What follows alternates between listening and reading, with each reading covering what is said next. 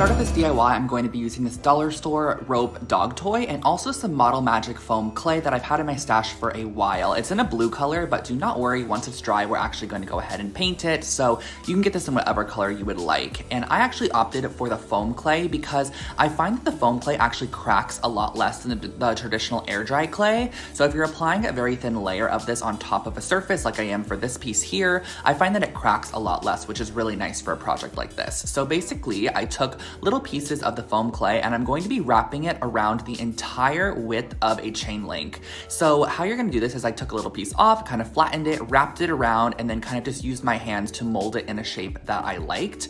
And then you're gonna go ahead and work on your second piece. But the thing is that once these links start kind of connecting or touching, the clay does stick together. So how I solved this issue was I used a little bit of saran wrap and I actually put it around the first link and I let the second link then rest on top of it where the clay was already done. So as you can see here, I'm kind of maneuvering it over, laying the second link on top, and then I'm gonna work through the second link ending to make sure that it's fully covered in the clay. And I also covered the little plastic attachment, which is used to kind of connect the rope pieces, and everything just kind of works seamlessly in the end. So as you can see here, I'm adding a second piece of the saran wrap. That way I could then go ahead and work on my third piece and wrap that piece in clay as well.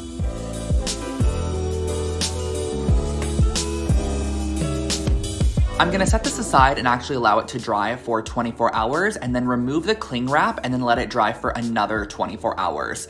Then when I was completely done with that, I used a matte black spray paint to go ahead and give it a full coat of spray paint on each side. So you kind of have to let this dry in between and then flip it because there are a lot of different facets you actually have to hit. Once you flip it over, there's gonna be kind of a lot of blue still showing. So you're gonna wanna spray those pieces, let it dry, flip it over, spray it, let it dry, flip it over until everything is fully coated. And also consider maybe spraying it with a brass paint, a silver paint, or even like one of those textured hammered metal paints, which I think would look so cool on a piece like this.